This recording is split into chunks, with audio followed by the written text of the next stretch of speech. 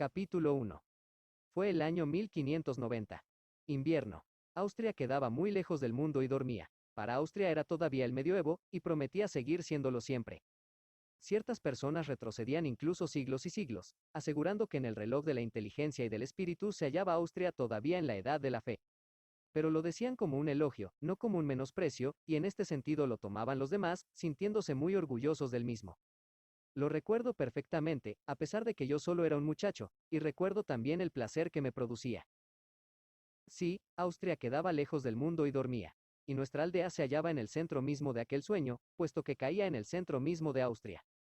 Vivía adormilada y pacífica en el hondo recato de una soledad montañosa y boscosa, a la que nunca, o muy rara vez, llegaban noticias del mundo a perturbar sus sueños, y vivía infinitamente satisfecha.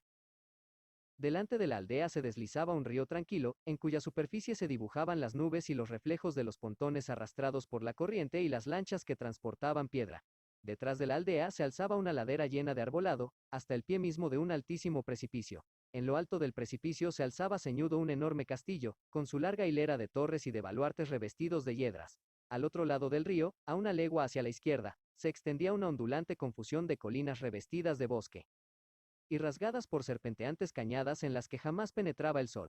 Hacia la derecha, el terreno estaba cortado a pico sobre el río, y entre ese precipicio y las colinas de que acabamos de hablar, se extendía en la lejanía una llanura moteada de casitas pequeñas que se arrebujaban entre huertos y árboles umbrosos. La región toda, en muchas leguas a la redonda, era una propiedad hereditaria de cierto príncipe, cuyos servidores mantenían perpetuamente el castillo en perfecta condición para ser ocupado, a pesar de que ni él, ni su familia aparecían por allí más de una vez cada 5 años. Cuando llegaban es como si hubiese llegado el Señor del universo, aportando con él todas las magnificencias de los reinos del mismo, y cuando se marchaban, dejaban tras ellos un sosiego que se parecía mucho al sueño profundo que se produce después de una orgía. Para nosotros, los niños, era Esseldorf un paraíso. No resultaba la escuela para nosotros una carga excesiva. En ella nos enseñaban principalmente a ser buenos cristianos, a reverenciar a la Virgen, a la Iglesia, y a los santos, por encima de todo. Fuera de esos temas no se nos exigía que aprendiésemos mucho, a decir verdad no se nos permitía. El saber no era bueno para las gentes vulgares y quizá podía descontentarles con la suerte de Dios les había señalado en este mundo, y Dios no tolera que nadie esté descontento de sus planes. Teníamos 2 sacerdotes. Uno de ellos era un clérigo muy celoso y enérgico, se llamaba Padre Adolfo y era muy apreciado. Quizá en ciertos aspectos puedan haber existido sacerdotes mejores que el Padre Adolfo, pero no hubo jamás en nuestra comunidad otro por el que sintiesen todos un respeto más solemne y reverente. Este respeto nacía de que él no experimentaba miedo alguno del diablo. Era el único cristiano de cuantos yo he conocido del que pudiera afirmarse eso con verdad. Por esa razón la gente sentía profundo temor del Padre Adolfo. Pensaban que aquel hombre poseía alguna cualidad sobrenatural, pues de otro modo no se habría mostrado tan audaz y seguro. Todo el mundo habla del demonio con dura antipatía, pero lo hacen de un modo reverente, no en tono de guasa. Aplicaba al demonio todos los calificativos que le acudían a la lengua, y al oírlo sus oyentes se escalofriaban. Con mucha frecuencia se refería al diablo en tono de mofa y de burla. Al oírle las gentes se santiguaba, y se alejaban rápidamente de su presencia, temerosos de que fuese a ocurrir algo terrible. El padre Adolfo se había encontrado más de una vez cara a cara con Satanás y lo había desafiado. Se sabía que esto era verdad. El mismo padre Adolfo lo decía. Jamás hizo de ello un secreto, sino que lo pregonaba en todas las ocasiones. Y de que lo que decía era verdad, por lo menos en una ocasión, existía la prueba, porque en esa ocasión se peleó con el enemigo malo y le tiró con intrepidez una botella. Allí, en la pared de su cuarto de estudio, podía verse el rojo manchón donde la botella había golpeado quebrándose. Pero al que todos nosotros queríamos más, y por el que sentíamos una pena mayor era por el otro sacerdote, el padre Pedro. Había gentes que lo censuraban con que si en sus conversaciones se expresaba diciendo que Dios era todo bondad y que hallaría modo de salvar a todas sus pobres criaturas humanas. Decir eso resultaba una cosa horrible, pero nunca se pudo disponer de prueba terminante que atestiguase que el padre Pedro hubiera dicho cosa semejante. Además, no parecía responder a su propia manera de ser el decirlo, porque era en todo momento un hombre bueno, cariñoso y sincero. No se le acusaba de que lo hubiese dicho desde el púlpito, donde toda la congregación hubiera podido oírle y dar testimonio, sino únicamente fuera, en conversación. Naturalmente resultó tarea sencilla para algún enemigo suyo el inventarlo. El padre Pedro tenía un enemigo muy poderoso, a saber, el astrólogo que vivía, allá en el fondo del valle, en una vieja torre derruida, y que pasaba las noches estudiando las estrellas. Todos sabían que ese hombre era capaz de anunciar por adelantado guerras y hambres, cosa que, después de todo, no era muy difícil, porque por lo general había siempre una guerra o reinaba el hambre en alguna parte. Pero sabía también leer por medio de las estrellas, y en un grueso libraco que tenía la vida de cada persona, y descubría los objetos de valor perdidos. Todo el mundo en la aldea, con excepción del padre Pedro, sentía por aquel hombre un gran temor. Incluso el padre Adolfo, el mismo que había desafiado al demonio, experimentaba un sano respeto por el astrólogo cuando cruzaba por nuestra aldea luciendo su sombrero alto y puntiagudo y su túnica larga y flotante adornada de estrellas, con su libraco a cuestas y con un cayado, del que se sabía que estaba dotado de un poder mágico. El obispo mismo, según la voz corriente, escuchaba en ocasiones al astrólogo, porque además de estudiar las estrellas y profetizar, daba grandes muestras de devoción, y éstas, como es natural, causaron impresión al obispo. Pero el padre Pedro no fue de los que compraron acciones al astrólogo. Lo denunció abiertamente como a un charlatán, como a un falsario que verdaderamente no tenía conocimientos de nada, no otros poderes superiores a los de cualquier ser humano de categoría ordinaria y condición bastante inferior. Como es natural, esto hizo que el astrólogo odiase al padre Pedro, y desease acabar con él. Todos creímos que había sido el astrólogo el que puso en circulación la historia de aquel chocante comentario del padre Pedro, y quien la había hecho llegar hasta el obispo. Se decía que el padre Pedro había dirigido aquel comentario a su sobrina Margarita, aunque Margarita lo negó y suplicó al obispo que la creyese y que librase a su anciano tío de la pobreza y del deshonor. Pero el obispo no quiso escuchar nada.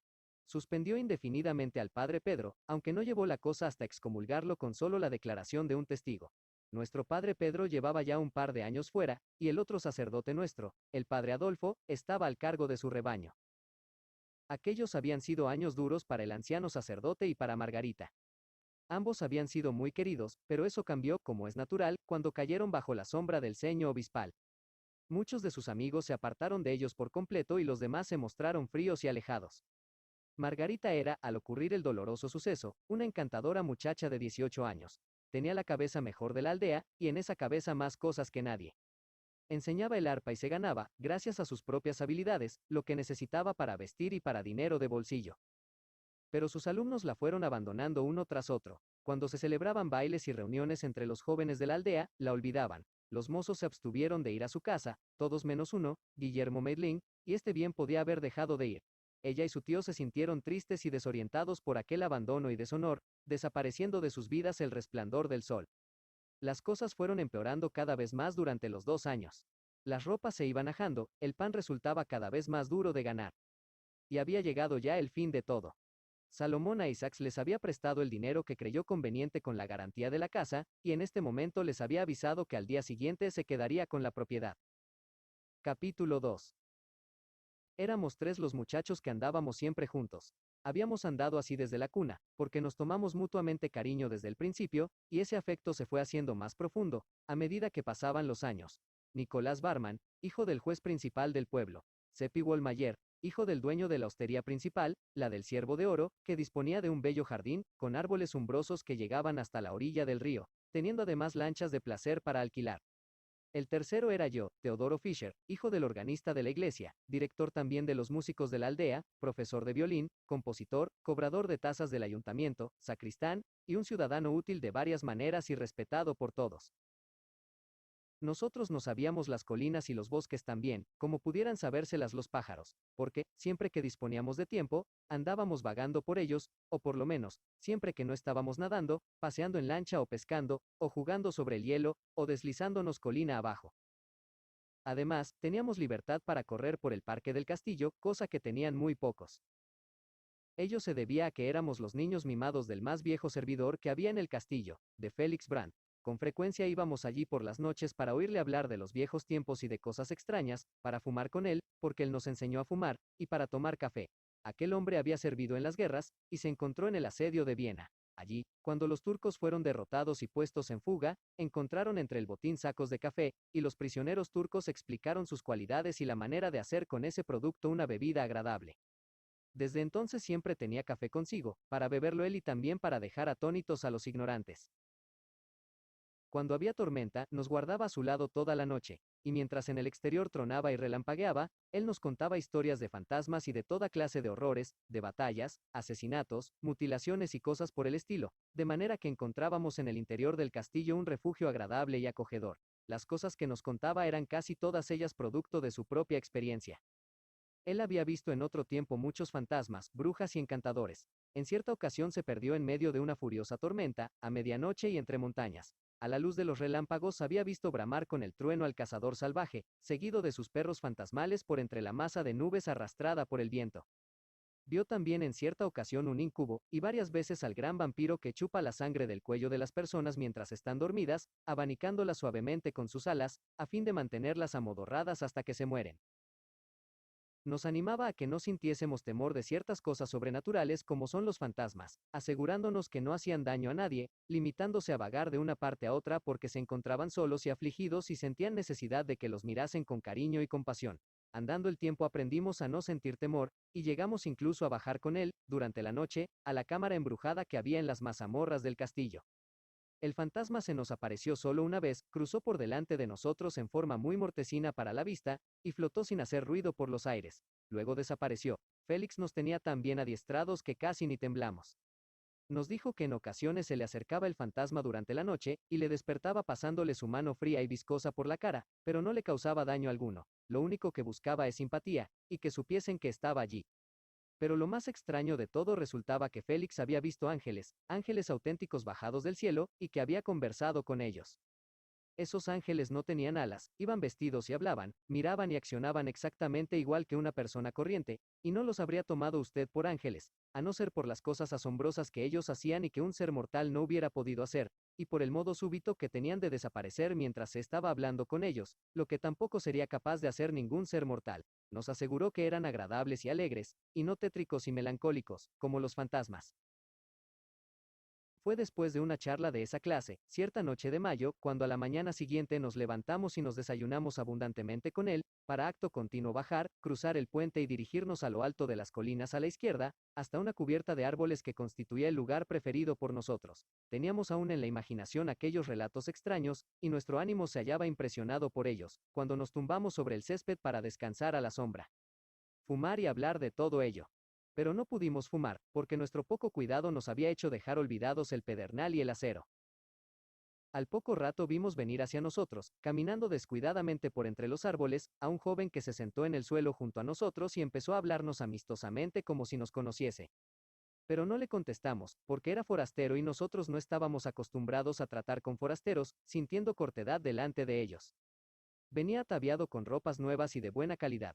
Era bien plantado, de cara atrayente y voz agradable, y de maneras espontáneas, elegantes y desembarazadas, y no reservón, torpe y desconfiado como los demás muchachos. Nosotros queríamos tratarle como amigo, pero no sabíamos cómo empezar. A mí se me ocurrió de pronto ofrecerle una pipa, y me quedé pensando si lo tomaría con el mismo espíritu afectuoso con que yo se la ofrecía. Pero me acordé de que no disponíamos de fuego, y me quedé pesaroso y defraudado. Pero él alzó la vista, alegre y complacido, y dijo: ¿Fuego? Eso es cosa fácil, yo os lo proporcionaré. Me sentí tan asombrado que no pude hablar, porque yo no había pronunciado una sola palabra.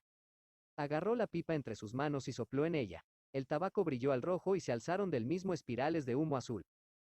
Nosotros nos pusimos de pie de un salto, e íbamos a echar a correr. Era cosa natural, y en efecto corrimos algunos pasos a pesar de que él nos suplicaba anheloso que nos quedásemos, dándonos su palabra de que no nos causaría daño alguno, y de que lo único que deseaba era amistarse con nosotros y hacernos compañía. Nos detuvimos pues, y permanecimos en nuestro sitio, deseosos de volver junto a él, porque nos moríamos de curiosidad y de admiración, pero temerosos de arriesgarnos a ello. El joven seguía insistiendo de una manera suave y persuasiva. Cuando vimos que la pipa no estallaba ni ocurría nada, recobramos poco a poco nuestra confianza, y por fin nuestra curiosidad pudo más que nuestros temores. Nos arriesgamos a retroceder, aunque lentamente y dispuestos a salir huyendo a la menor alarma. Él se dedicó a tranquilizarnos, y supo darse maña para ello. No era posible conservar dudas y temores ante una persona tan deseosa de agradar, tan sencilla y gentil, y que hablaba de manera tan atrayente. Sí, nos ganó por completo, y antes de poco rato nos hallábamos satisfechos, tranquilos y dedicados a la charla, alegrándonos de haber encontrado a este nuevo amigo. Una vez que hubo desaparecido por completo la sensación de cortedad, le preguntamos cómo había aprendido a realizar aquella cosa tan extraordinaria, y él nos dijo que en modo alguno era cosa aprendida, que resultaba natural en él, lo mismo que otras cosas. Otras cosas curiosas. ¿Cuáles son esas cosas? Son muchas, yo mismo no sé cuántas aún. ¿Las ejecutaréis delante de nosotros? Ejecutadlas, por favor. exclamaron los demás. ¿Pero no os escaparéis otra vez? No, desde luego que no, por favor, haced esas cosas. ¿Verdad que las haréis? Sí, con gusto, pero tened cuidado de no olvidaros de lo que me habéis prometido. Le dijimos que no nos olvidaríamos. Él, entonces, se dirigió a una charca y regresó trayendo agua en una taza que había formado con una hoja. Sopló sobre el agua, la tiró, y resultó convertida en un trozo de hielo que tenía la misma forma de la copa. Quedamos asombrados y encantados, pero ya no tuvimos miedo. Nos sentíamos contentísimos de encontrarnos allí, y le pedimos que siguiese haciendo más cosas. Y la hizo, nos anunció que nos iba a dar cualquier clase de frutas que quisiésemos, lo mismo si eran de la estación que si no lo eran.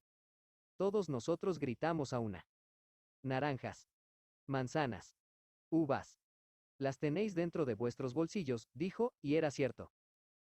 Además, eran lo mejor de lo mejor, las comimos y sentimos deseos de tener más, pero ninguno de nosotros lo dijo con palabras. Las encontraréis en el mismo lugar de donde salieron estas, nos dijo, y encontraréis también todo cuanto vuestro apetito os pida. No necesitáis expresar con palabras la cosa que deseáis. Mientras yo esté con vosotros, os bastará desear una cosa para que la encontréis. Y dijo verdad. Jamás hubo nada tan maravilloso y tan interesante. Pan, pasteles, dulces, nueces, cuanto uno quería, lo encontraba allí. El joven no comió nada. Seguía sentado y charlando, y poniendo en obra una cosa curiosa después de otra para divertirnos. Confeccionó con arcilla un minúsculo juguete que representaba una ardilla, y el juguete trepó por el tronco del árbol, se sentó sobre una rama encima de nuestras cabezas, y desde allí nos ladró. Fabricó luego un perro que no era mucho más voluminoso que un ratoncillo, y el perro descubrió la huella de la ardilla y estuvo saltando alrededor del árbol ladrando muy excitado, con tanta animación como pudiera hacerlo cualquier perro. Fue asustando a la ardilla, que saltó de un árbol a otro, y la persiguió hasta perderse ambos de vista en el bosque. Confeccionó pájaros con arcilla, los dejó en libertad, y los pájaros salieron volando y cantando. Por último yo me animé a pedirle que dijese quién era. Un ángel, dijo con toda sencillez, soltó otro pájaro, y palmoteó para que huyese de allí volando. Cuando le oímos decir aquello, nos invadió una especie de temor reverente, y de nuevo nos asustamos, pero él nos dijo que no teníamos por qué turbarnos, que no había razón para que nosotros tuviésemos miedo de un ángel, y que en todo caso él sentía afecto por nosotros.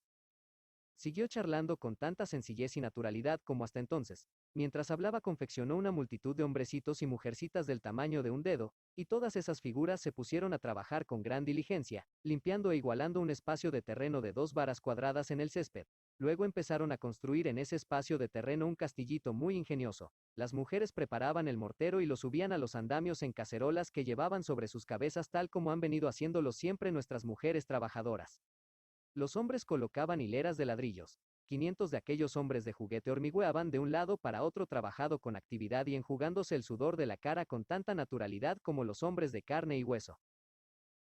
Nuestro sentimiento de temor se disipó muy pronto atraídos por el interés absorbente de contemplar cómo aquellos 500 hombrecitos iban haciendo subir el castillo escalón a escalón e hilera de ladrillos a hilera de ladrillos, dándole forma y simetría, y otra vez nos sentimos completamente tranquilos y a nuestras anchas. Le preguntamos si podríamos nosotros confeccionar algunas personas. Nos dijo que sí, y a Cepi le ordenó que construyese algunos cañones para las murallas, mientras que a Nicolás le encargó que hiciese algunos alabarderos, con corazas, espinilleras y yelmos. Yo me encargaría de fabricar algunos jinetes con sus caballos. Al distribuirnos esta tarea nos llamó por nuestros nombres, pero no nos dijo cómo lo sabía. Entonces Cepi le preguntó cómo se llamaba él, y contestó tranquilamente. Satanás. En este instante alargó la mano con una piedrecilla en ella, y recogió en la misma a una mujercita que se iba a caer del andamio, la colocó otra vez donde debía estar, y dijo: «¿Qué idiota ha sido al caminar hacia atrás como lo ha hecho, sin darse cuenta de dónde estaba?» La cosa nos tomó de sorpresa, sí, ese nombre nos sorprendió, cayéndosenos de las manos las piezas que estábamos haciendo y rompiéndosenos en pedazos, a saber, un cañón, un alabardero y un caballo. Satanás se echó a reír, y preguntó qué había pasado. Yo le contesté: «Nada, pero nos sorprendió mucho ese nombre en un ángel». Nos preguntó el por qué. «¿Por qué? Veréis. Porque es el nombre del demonio. En efecto, él es mi tío». Lo dijo plácidamente, pero nosotros nos quedamos por un momento sin respiración, y nuestros corazones latieron apresurados. Él no pareció advertirlo. Recompuso con un toque nuestros alabarderos y demás piezas rotas, nos las entregó ya acabadas y dijo: «¿Es que no os acordáis de que él fue en tiempos un ángel?» «Sí, es cierto», dijo Seppi. No había caído en ello. Antes de la caída era irreprochable. Sí, dijo Nicolás, entonces era sin pecado. Nuestra familia es muy distinguida, dijo Satanás, no hay otra mejor que ella. Él fue el único miembro de la misma que ha pecado jamás. Yo sería incapaz de hacer comprender a nadie todo lo emocionante que resultaba aquello. Ya conocen ustedes esa especie de estremecimiento que lo recorre a uno cuando tiene ante los ojos un espectáculo tan sorprendente, encantador y maravilloso que hace que constituya un júbilo temeroso es estar con vida y el presenciar aquello. Los ojos se dilatan mirando, los labios se resecan y la respiración sale entrecortada, pero por nada del mundo querría uno encontrarse en ninguna otra parte, sino allí mismo. La tenía en la punta de la lengua y a duras penas lograba contenerla, pero sentía vergüenza de hacerla. Podría ser una grosería. Satanás, que había estado fabricando un toro, lo dejó en el suelo, me miró sonriente y dijo: no sería una grosería, y aunque lo fuese, yo estoy dispuesto a perdonarla. ¿Qué si le he visto a él? Millones de veces. Desde la época en que yo era un niño pequeño de 1000 años de edad fui el segundo favorito suyo entre los ángeles del angelinato de nuestra sangre y de nuestro linaje, para emplear una frase humana. Sí, desde entonces hasta la caída, 8000 años medidos por vuestra medida del tiempo. 8000. Sí. Se volvió a mirar a Seppi, y siguió hablando como si contestase a un pensamiento que Seppi tenía en su cerebro. Naturalmente que yo parezco un muchacho, porque, en efecto, lo soy.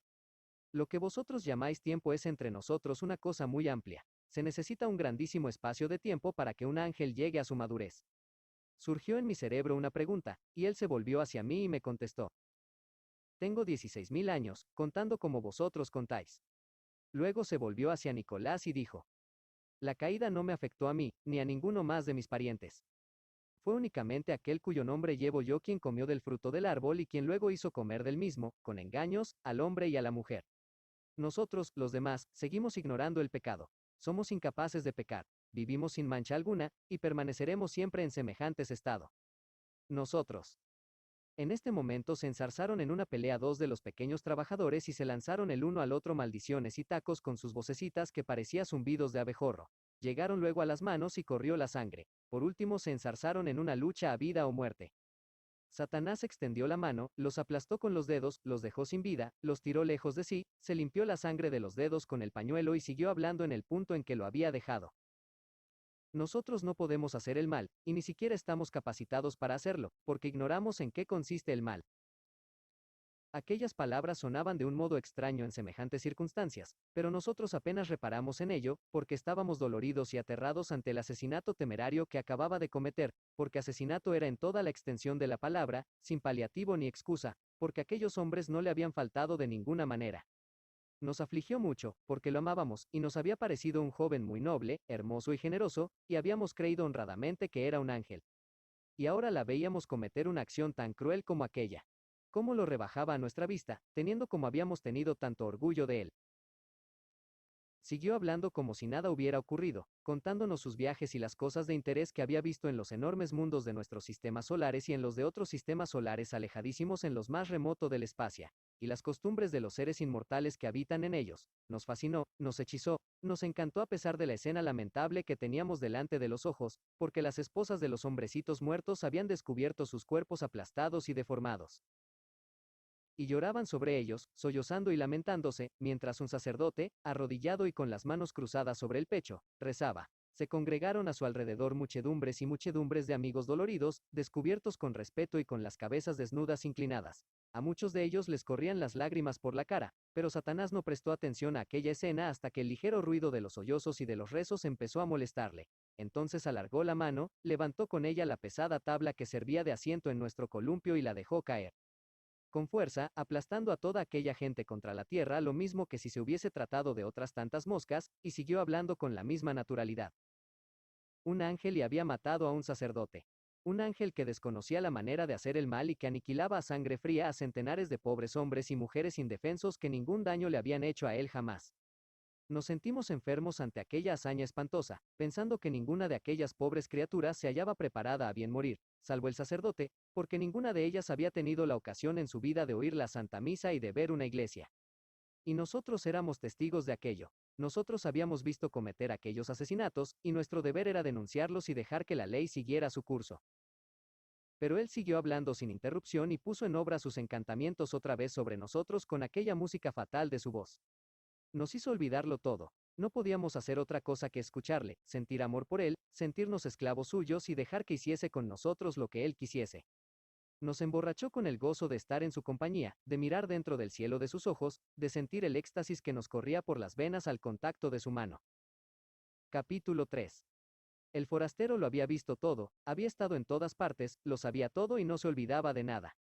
Lo que los demás necesitaban estudiar, él lo aprendía de una sola ojeada, para él no existían dificultades.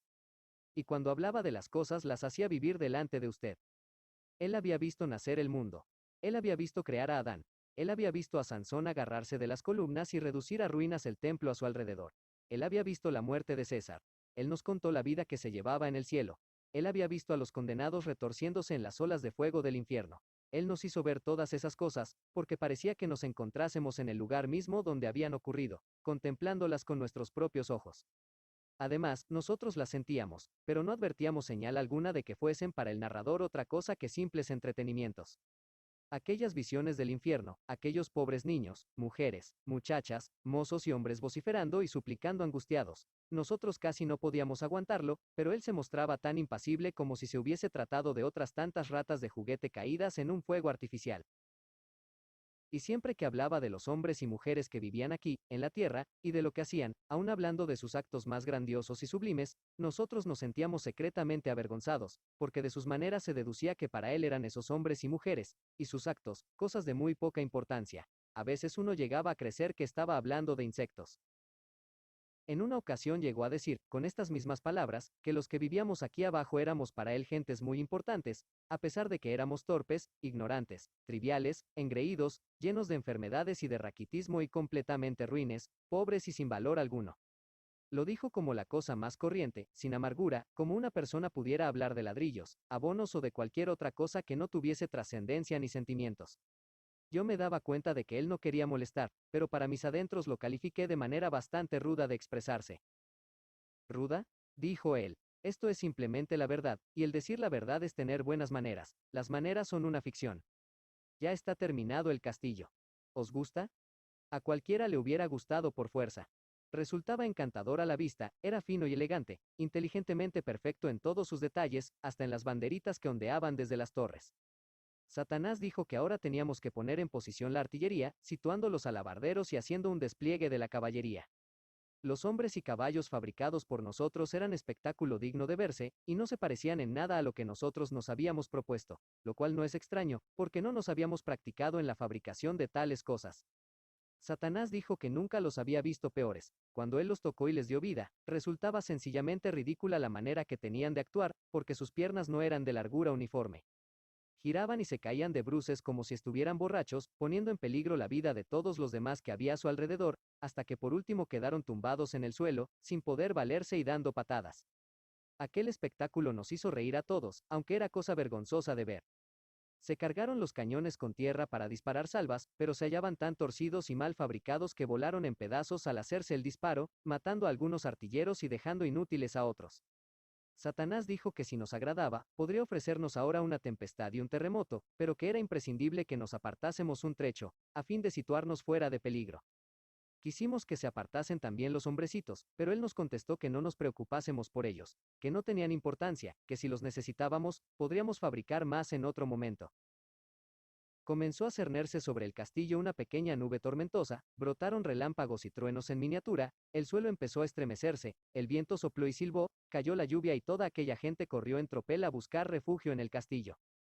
La nube se fue haciendo más negra cada vez, hasta el punto de que ya apenas podía distinguirse el castillo a través de la misma. Uno tras otro fueron estallando los rayos, atravesaron el castillo, le prendieron fuego y por entre la nube brillaron rojas y furiosas las llamas. La gente que se había refugiado dentro salió dando alaridos, pero Satanás los barrió hacia atrás, sin hacer caso de nuestras súplicas, llantos y ruegos, en medio de los aullidos del viento y de los retumbos del trueno. Estalló el polvorín, el terremoto abrió una ancha grieta en el suelo, y los restos y ruinas del castillo rodaron al abismo que se los tragó, cerrándose sobre ellos con todas aquellas vidas inocentes, y sin que se salvase ni una sola de las 500 pobres criaturas. Teníamos los corazones destrozados, no pudimos menos de llorar. No lloréis, dijo Satanás, nada valían todos ellos.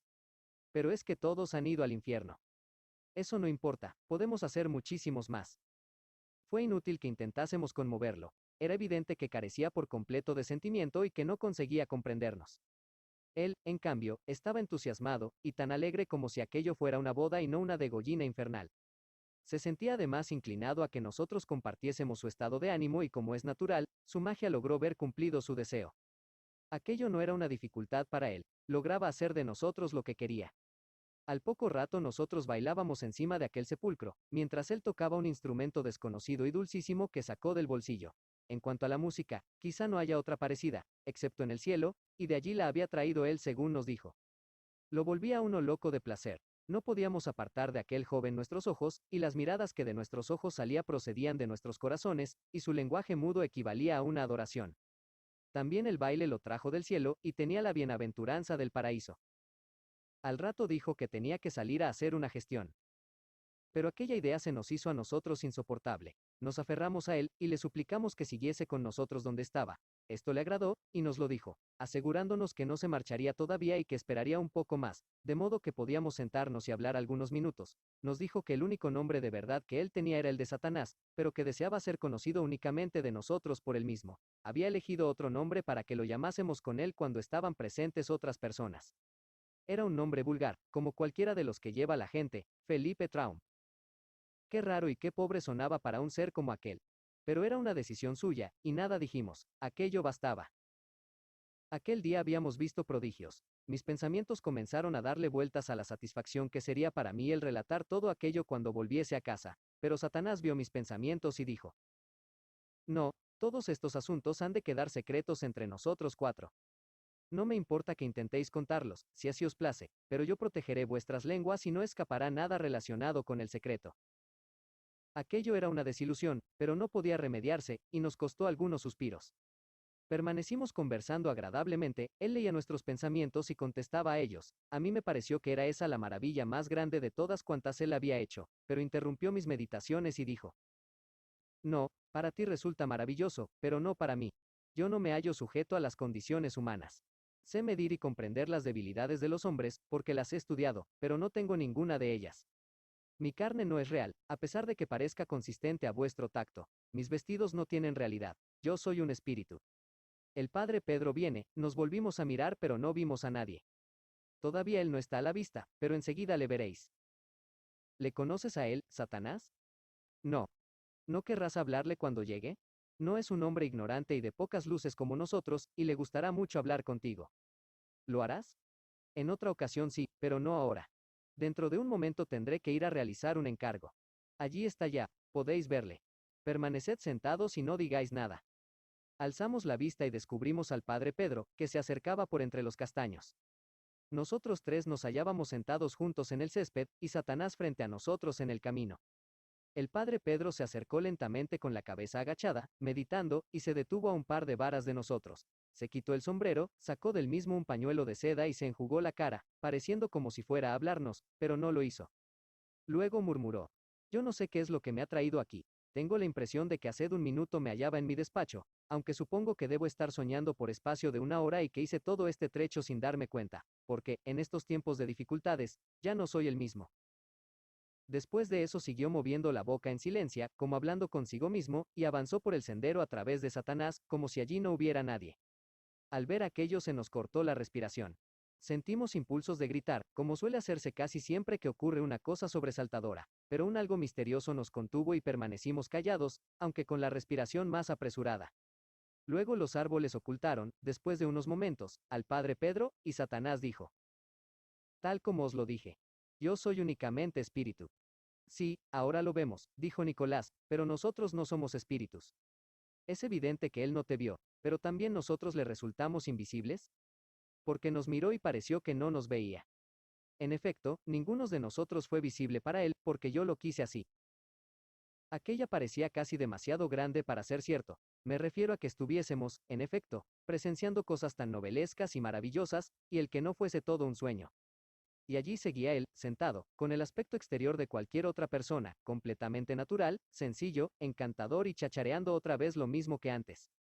La verdad, que no es posible dar a comprender con palabras lo que nosotros sentíamos. Aquello era un éxtasis, y el éxtasis es una cosa que no puede explicarse con palabras. Produce la misma sensación que la música, y nadie puede hablar de la música de manera que consiga transmitir a otra persona la sensación que le produce. Otra vez había vuelto a los tiempos antiguos y los revivía delante de nosotros. Cuanto había visto aquel joven, cuanto.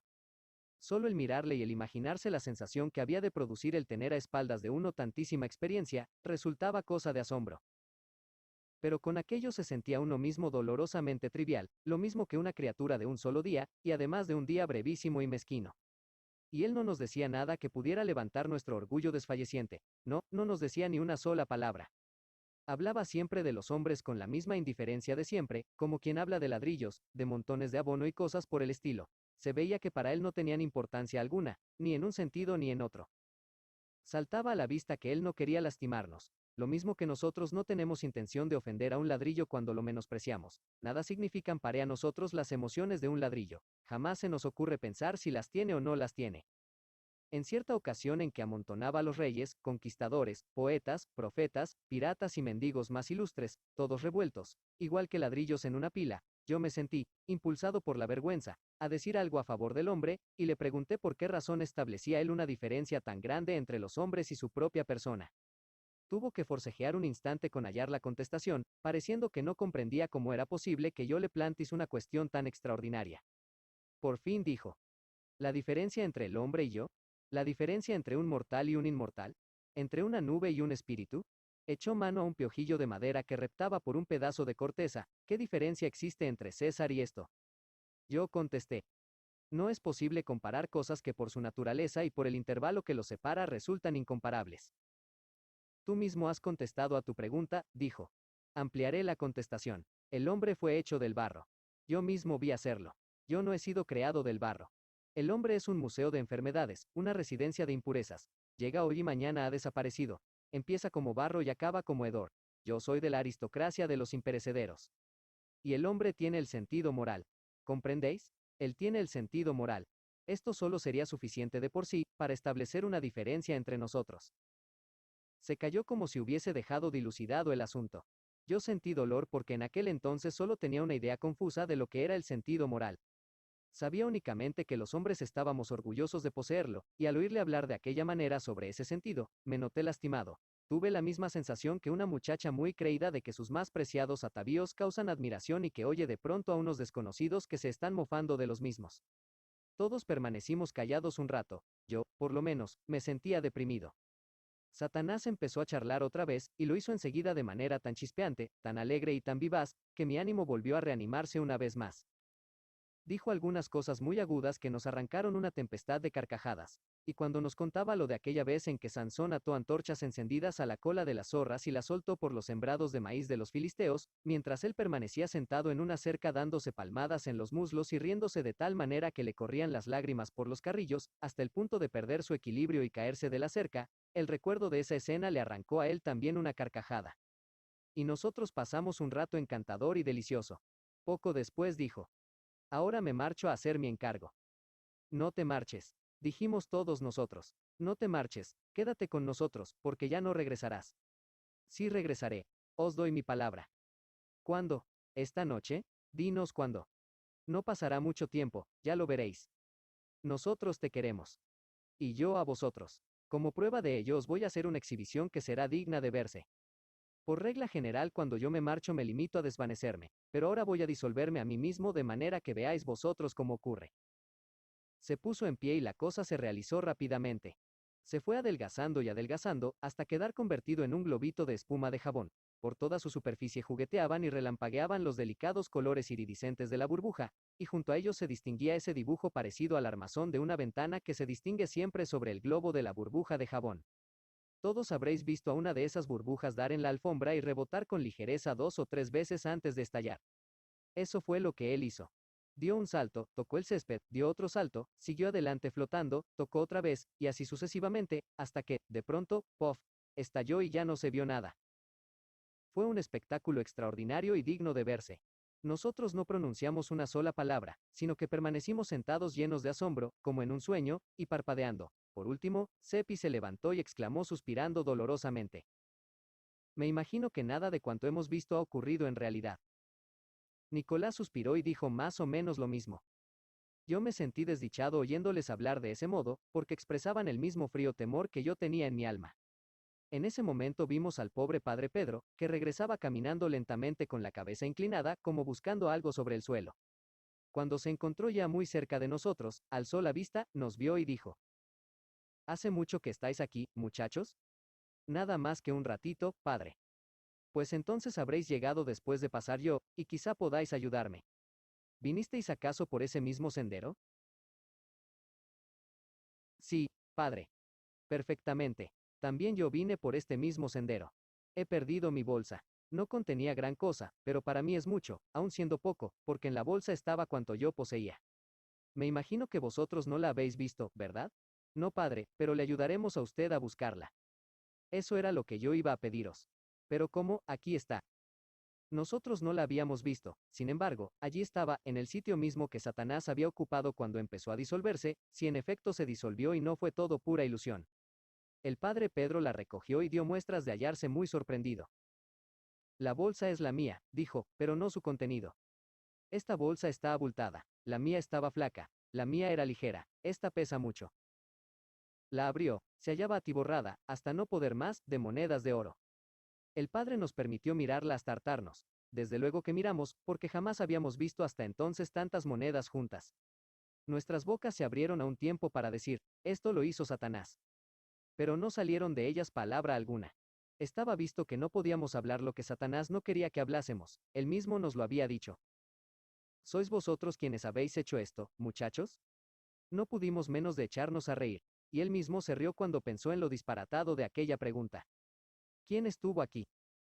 Nuestras bocas se abrieron para contestar, y abiertas permanecieron un momento, porque si decíamos que nadie mentiríamos, pero tampoco se nos ocurría la palabra exacta. Entonces yo pensé en la que resultaría verdadera, y la dije: aquí no estuvo ningún ser humano. Eso es, dijeron los demás, y dejaron que sus bocas se cerrasen. Eso no es así, dijo el padre Pedro y nos miró con gran severidad. Yo pasé por aquí hace un rato y en este lugar no había nadie, pero eso nada significa, alguien ha estado aquí después. Yo no quiero decir que la persona en cuestión haya pasado por este lugar antes que vosotros llegaseis, y tampoco quiero decir que vosotros la hayáis visto, pero sé que alguien ha pasado. Decidme, por vuestro honor, ¿no visteis a nadie? No vimos a ningún ser humano. Eso basta, tengo la seguridad de que me estáis diciendo la verdad.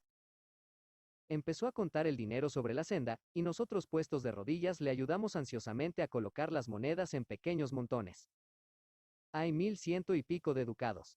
Exclamó: válgame Dios, si fuesen míos, con la muchísima falta que me hacen. Su voz se quebró y le temblaron los labios. Son vuestros, señor, vuestros hasta el último maravedí. Gritamos todos a una. No, no son míos. Míos son únicamente 4 ducados, los demás. El hombre cayó en una especie de ensueño, y acariciando en sus manos algunas de las monedas se olvidó del lugar en que estaba. Se hallaba sentado sobre sus talones y tenía su vieja cabeza blanca descubierta. Qué pena daba verle. Por fin se despertó y dijo: no, no son míos. Yo no me explico cómo puede haber ocurrido esto. Quizá algún enemigo. Con seguridad se trata de alguna trampa que me tienden. Nicolás dijo: Padre Pedro, usted no tiene en la aldea, ni tampoco Margarita, ningún verdadero enemigo, fuera del astrólogo. Y ninguno de los que quizá os tenga entre ojos es siquiera lo suficientemente rico para arriesgar 1100 ducados con objeto de haceros una mala jugada. Decidme si tengo o no tengo razón en lo que digo. El padre Pedro no supo responder a ese argumento, y se sintió reconfortado. Pero fijaos que en todo caso ese dinero no es mío, no es mío. Lo dijo con expresión de deseo, como persona que no lamentaría, sino que se alegraría, de que cualquiera le contradijese.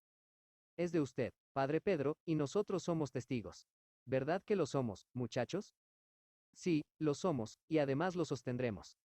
Benditos sean vuestros corazones. Casi me habéis convencido. Sí, me habéis convencido. Con un centenar y pico de ducados me bastaría. Mi casa está hipotecada por esa suma y si no pagamos mañana esa cantidad, no tendremos cobijo para nuestras cabezas. Y yo solo dispongo de esos 4 ducados.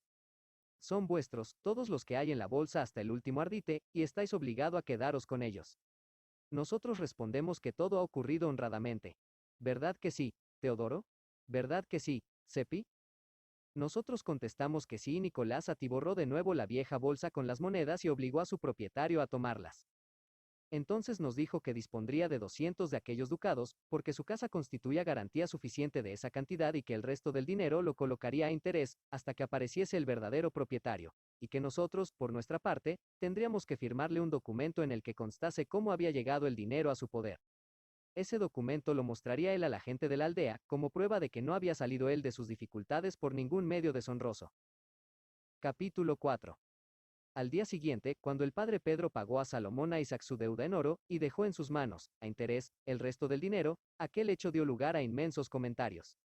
También se observó un cambio simpático. Fueron muchos los que acudieron a su casa a presentarle sus felicitaciones, y cierto número de amigos que se habían enfriado en su trato, volvieron a mostrarse cariñosos y afectuosos. Para colmo de todo, Margarita fue invitada a una reunión. Y todo sin el menor misterio. El padre Pedro lo refirió tal y como había ocurrido, agregando que no se lo explicaba, aunque hasta donde se le alcanzaba a él, era obra de la mano de la providencia.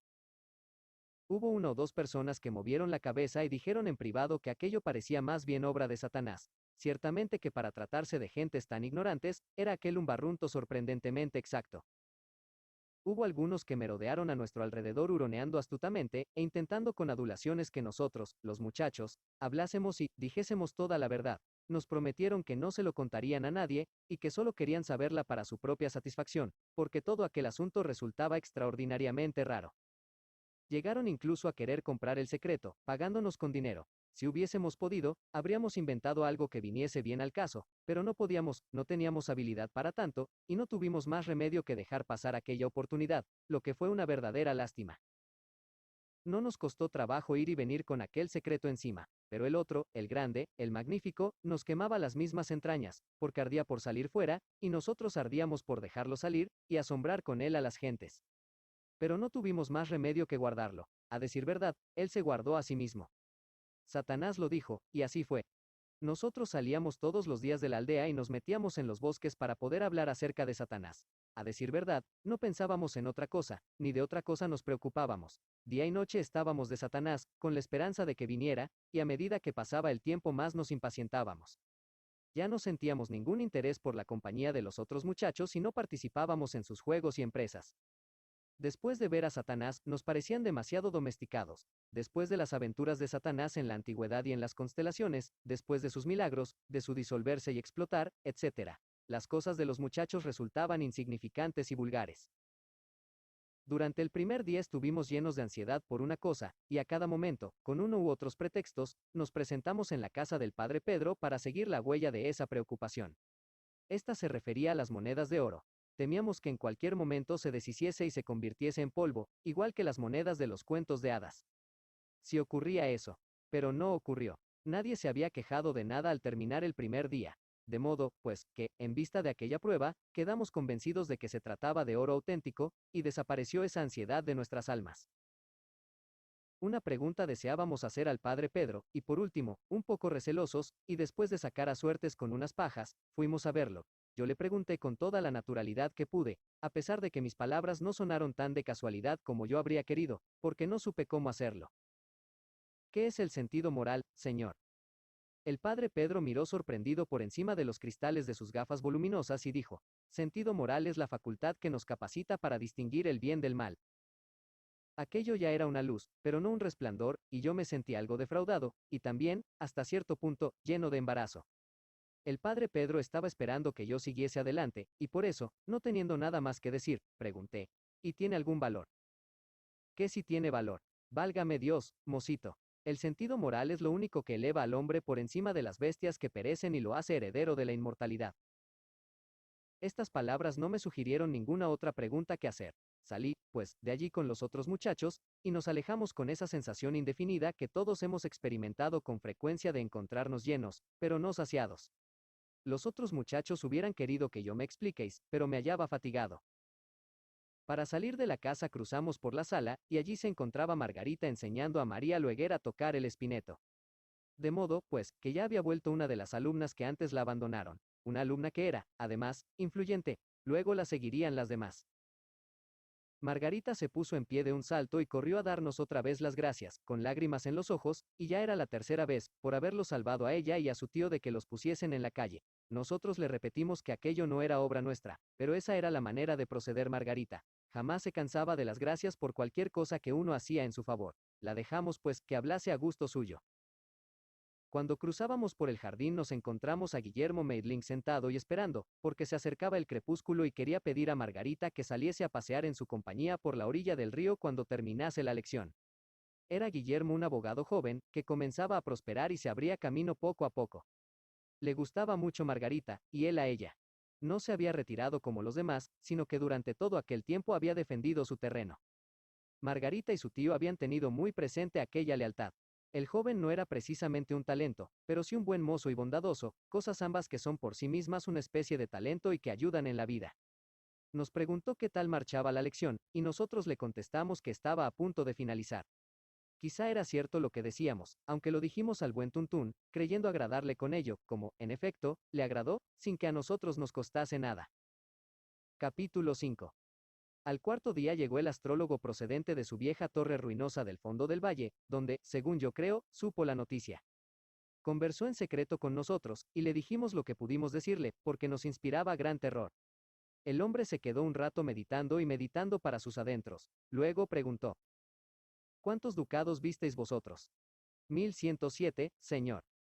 Entonces él, como si estuviera hablando consigo mismo, dijo: ¿Qué cosa más curiosa? Sí, es una cosa por demás curiosa. Una coincidencia rara. Acto seguido comenzó a hacernos preguntas sobre todo lo que ya habíamos hablado, y nosotros le contestamos. De pronto dijo: 1106 ducados. Es una fuerte suma. 7, dijo Seppi, rectificándole. 7, ¿decís? Desde luego que un ducado más o menos no tiene importancia, pero antes dijisteis 1106. Nosotros no podíamos contestar sin peligro que se equivocaba, pero estábamos seguros de ello. Nicolás dijo: Perdónenos usted el error, pero quisimos decir 7. No tiene importancia, mocito, lo dije nada más que para que supieseis que yo me había fijado en esa diferencia. Han pasado varios días y no es de esperar que os acordéis con exactitud. Esas inexactitudes pueden darse fácilmente cuando no existe ningún detalle especial que ayude a grabar en la memoria la cuenta del dinero. Pero lo hubo, señor, dijo Seppi ansiosamente. ¿Cuál fue, hijo mío?, preguntó el astrólogo, simulando no darle importancia. En primer lugar, todos nosotros contamos los montones de dinero, uno después de otro, y todos coincidimos en la misma cantidad, 1106. Pero yo, por broma, había dejado caer un ducado al empezar el recuento, y cuando terminó, lo volví a colocar con los demás, y dije: creo que nos hemos equivocado. Son 1107, volvamos a contarlos. Así lo hicimos, y, desde luego, yo estaba en lo cierto. Los demás se quedaron asombrados, entonces les dije lo que yo había hecho. El astrólogo nos preguntó si era cierto, y le dijimos que sí. Eso deja decidida la cuestión, dijo. Ya conozco ahora al ladrón. Mocitos, aquel dinero había sido robado. Acto continuo se marchó de allí, dejándonos muy turbados, y preguntándonos qué significaría aquello. Lo supimos alrededor de una hora después. Para entonces había corrido ya por toda la aldea la noticia de que el padre Pedro había sido encarcelado por robar al astrólogo una gran suma de dinero. Todas las lenguas andaban sueltas y activas. Aseguraban muchos que un acto semejante no correspondía al carácter del padre Pedro y que, con seguridad, se trataba de un error, pero los demás movían a un lado y otro las cabezas diciendo que la miseria y la necesidad eran capaces de arrastrar a un hombre a casi cualquier cosa. Sobre un detalle no existían diferencias, convenían todos en que el relato que había hecho el padre Pedro de la manera como el dinero había llegado a sus manos era completamente increíble. Aquello resultaba imposible de toda imposibilidad. Encontrar dinero de aquella manera era cosa que podía ocurrirle al astrólogo, pero jamás al padre Pedro. Nuestro crédito empezó ahora a padecer. Éramos los únicos testigos del padre Pedro. ¿Cuánto nos habría pagado, probablemente, para que respaldásemos su fantástica invención? La gente nos interpelaba de ese modo con toda libertad y despreocupación, y cuando nosotros les decíamos que nos creyesen que solo habíamos contado la verdad, nos dirigían toda clase de burlas. Quienes peor nos trataban eran nuestros padres. Decían estos que estábamos deshonrando a nuestras familias, nos ordenaban que nos purgásemos de nuestra mentira, y cuando nosotros insistíamos en que habíamos dicho la verdad, su irritación no conocía límites. Nuestras madres nos abrazaban llorando y nos suplicaban que devolviésemos el dinero del soborno, para recuperar el honor de nuestro nombre y salvar a nuestras familias de la vergüenza, dando la cara y confesando honradamente. Por último, llegamos a sentirnos tan aburridos y acosados, que intentamos referirlo todo, incluyendo a Satanás y sus cosas, pero no, nos salían las palabras.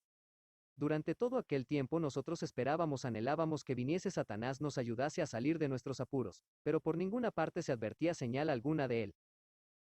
Una hora después que el astrólogo habló con nosotros, el padre Pedro se hallaba reducido a prisión, y dinero sellado y en manos de los funcionarios de la ley. El dinero estaba dentro de un talego, y Salomón Isaacs dijo que él no lo había tocado desde que lo contó. Se le hizo jurar que se trataba del mismo dinero, que el total ascendía a 1107 ducados. El padre Pedro reclamó que le juzgase un tribunal eclesiástico, pero el otro sacerdote de la aldea, el padre Adolfo, dijo que el tribunal eclesiástico no ejercía jurisdicción sobre los sacerdotes suspendidos. El obispo respaldó su opinión. Con ello quedó definitivamente resuelto que el caso sería visto ante un tribunal civil. El tribunal tardaría algún tiempo en reunirse. Guillermo Meidlin defendería al padre Pedro, poniendo todo cuanto estaba de su parte, pero nos dijo en secreto que las perspectivas eran malas porque de parte suya el caso resaltaba débil, y porque todo el poder y los prejuicios estaban de la parte contraria. La nueva felicidad de Margarita murió de muerte rápida. Ningún amigo acudió a condolerse con ella, y a ninguno ella esperó. Una carta sin firma dio por nula la invitación a la fiesta. Ya no se presentarían alumnas a recibir lecciones. ¿Cómo iba ella a pagarse el sustento? Podía permanecer en la casa, porque la hipoteca había sido levantada, aunque quien de momento tenía el dinero en la mano era el gobierno, y no el pobre Salomón Isaacs. La vieja Úrsula, cocinera, doncella, ama de llaves, lavandera y todo cuanto había que ser para el padre Pedro, además de haber sido antaño la niñera de Margarita, dijo que Dios proveería. Pero lo dijo como producto de una costumbre, porque era una buena cristiana. Desde luego, ella se proponía colaborar en esa provisión, si hallaba manera de hacerlo. Nosotros, los muchachos, hubiéramos querido ir a visitar a Margarita, demostrándole la amistad que sentíamos hacia ella, pero nuestros padres temían ofender a la comunidad y no nos lo permitieron. El astrólogo iba de casa en casa excitando a todos contra el padre Pedro, asegurando que era un ladrón perdido y que le había robado 1107 ducados en oro. Aseguraba que por ese detalle tenía la seguridad de que el padre Pedro era el ladrón, pues correspondía exactamente a la cantidad que él había perdido y que el padre Pedro pretendía haberse encontrado. La tarde del cuarto día después de la catástrofe se presentó la vieja Úrsula en nuestra casa y pidió que le diesen algo que lavar, rogando a mi madre que guardase el secreto, para no herir el orgullo de Margarita, porque si ésta lo descubría, se lo prohibiría, a pesar de que a Margarita le faltaban alimentos y empezaba a debilitarse. También Úrsula llevaba ese camino, y lo dio a entender. Comió todo cuanto se le ofreció, de la misma manera que una persona hambrienta. Pero no hubo modo de convencerla de que llevase a casa algunos alimentos, porque Margarita no comería nada de caridad. Se llevó algunas ropas al río para lavarlas, pero desde la ventana pudimos ver que no tenía fuerza bastante para manejar el palo. En vista en hicimos volver y le ofrecimos, dinerillo, que ella se resistía a aceptar por miedo a que Margarita sospeche y salgo. Por último, lo aceptó, diciendo que le diría que lo había encontrado en la carretera. Para que no fuese mentira y no se condenase su alma, hizo que yo lo dejase caer en la carretera mientras ella esperaba. Acto seguido pasó por allí, lo encontró, lanzó exclamaciones de sorpresa y de gozo, lo recogió y se alejó de allí. Úrsula, al igual que todo el resto de la aldea, era capaz de soltar con bastante rapidez mentiras corrientes, sin tomar precaución alguna por ellas contra el fuego y el azufre, pero esta era una mentira de nueva clase, y presentaba un aspecto peligroso, porque aquella mujer carecía de práctica. Si hubiese practicado una semana, ya no hubiera pasado ningún apuro. Así es como estamos hechos. Yo me veía lleno de turbación, porque, ¿cómo iba a vivir Margarita? No era posible que Úrsula encontrase todos los días una moneda en la carretera, quizá ni aun siquiera podría repetir el hallazgo. Me sentía, además, avergonzado por no haberme acercado a Margarita, ahora que tan necesitada estaba de amigos, pero en eso eran mis padres quienes tenían la culpa y no yo, y no podía evitarlo. Caminaba yo por el sendero muy descorazonado, cuando me sentí penetrado de una sensación reconfortante, alegre y cosquillante, igual que un burbujeo, y tan alegre, que no es posible explicarlo con palabras, porque comprendí por esa señal que Satanás estaba cerca. Ya antes lo había observado. Un instante después lo tenía junto a mí, y yo le contaba todas mis dificultades y lo que había ocurrido a Margarita y a su tío. Mientras hablábamos, doblamos un recodo y vi a la vieja Úrsula descansando a la sombra de un árbol. Tenía sobre el regazo una gatita flaca y vagabunda, a la que acariciaba. Le pregunté de dónde la había sacado, y ella contestó que había salido de los bosques y seguido tras ella. Dijo que probablemente no tenía madre ni amigos, y que iba a llevársela a casa para cuidarla. Satanás le dijo: tengo entendido que es usted muy pobre. ¿Por qué agrega usted otra boca más a la que mantener? ¿Por qué no se lo da a alguna persona rica? Úrsula corcoveó al oír aquello y dijo: quizá le agradaría a usted el quedarse con el animal. Seguramente que es usted rico, a juzgar por la finura de sus ropas y por sus aires de distinción. Luego resopló y dijo: dárselo a los ricos, vaya una ocurrencia. Los ricos no se preocupan de nadie sino de sí mismos. Únicamente los pobres se compadecen de los pobres y los ayudan. Los pobres y Dios. Dios proveerá a las necesidades de este gatito. ¿En qué se funda usted para creerlo? Los ojos de Úrsula centellearon de ira. Porque lo sé, dijo. Ni un gorrión cae al suelo sin que él lo vea. Bien, pero cae. ¿Qué se adelanta con verlo caer? Las mandíbulas de la vieja Úrsula se movieron, pero se hallaba tan horrorizada que no pudo, de momento, encontrar nada que decir. Cuando al fin logró dominar su lengua, bramó: lárguese de aquí a sus asuntos, cachorrillo, o le tentaré las costillas con un garrote. Yo no podía hablar de tan asustado como estaba. Sabía que, de acuerdo con sus ideas acerca de la raza humana, le parecería a Satanás cosa sin importancia el dejarla allí muerta de golpe, porque quedaban muchas más, pero mi lengua no se movió. Me fue imposible hacerle ninguna advertencia. Nada ocurrió, sin embargo. Satanás permaneció tranquilo, indiferente. Supongo que era tan imposible que Úrsula lo insultase a como es imposible que el rey se vea insultado por un escarabajo pelotero. Al pronunciar sus últimas palabras, la anciana se puso en pie de un salto, y lo hizo con tanta soltura como si fuese una muchacha joven. Muchos años habían transcurrido desde la última vez que había realizado otra hazaña como aquella. Era la influencia de Satanás. Donde quiera que se presentaba, era como una brisa refrescante para los débiles y los enfermos. Su presencia afectó incluso a la gatita flaca, que saltó al suelo y comenzó a perseguir a una hoja. Aquello sorprendió a Úrsula. Se quedó mirando al animal y asintió con la cabeza maravillada, olvidándose de su arrebato anterior.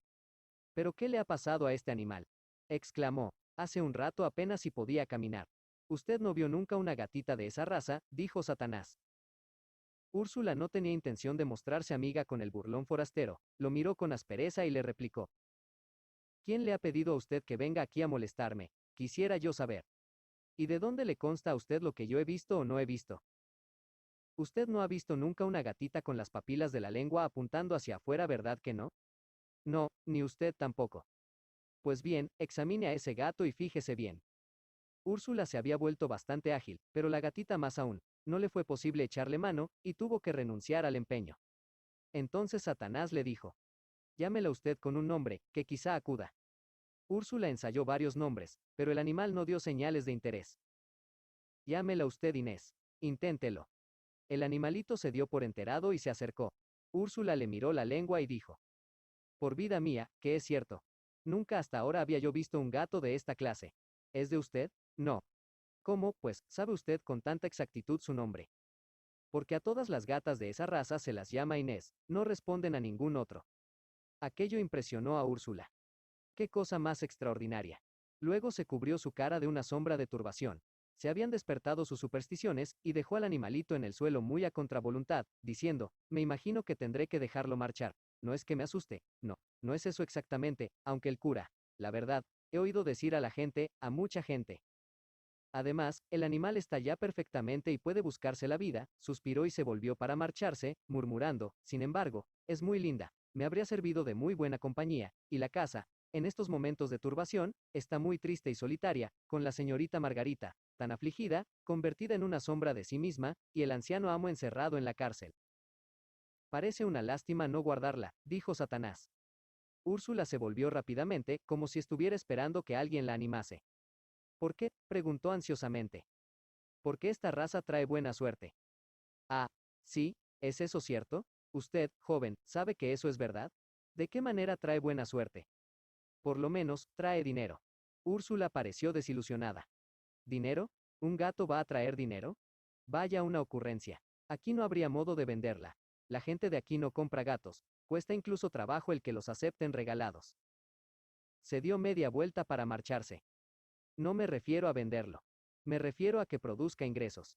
Esta clase de gatos recibe el nombre de gatos de la buena suerte. El propietario de los mismos encuentra todas las mañanas en su bolsillo 4 moneditas de plata. Vi asomar la indignación a la cara de la anciana. Se consideró insultada. Aquel muchacho se estaba burlando de ella. Eso le pareció. Se metió las manos en los bolsillos y se irguió para soltarle una fresca. El genio se le había revuelto y estaba irritada. Abrió la boca y pronunció 3 palabras de una frase agresiva. pero se calló en el acto, y la expresión de ira de su rostro se convirtió en sorpresa, asombro, temor o algo por el estilo.